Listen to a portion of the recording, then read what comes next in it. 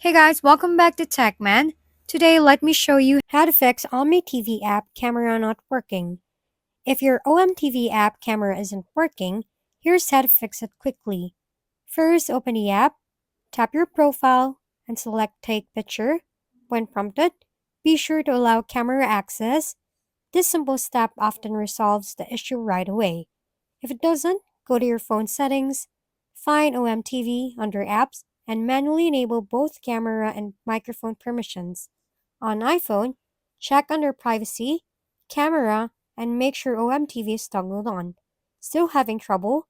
Try clearing the app cache on Android. Go to Settings, Apps, OMTV, Storage, and tap Clear Cache. Restart your phone afterward for good measure. Finally, open your App Store and check for any available updates. If all else fails, uninstall and reinstall the app to get the latest version. If we've been helpful, kindly give us a thumbs up and don't forget to hit the subscribe and bell button for more contents. For any questions and suggestions, comment down below.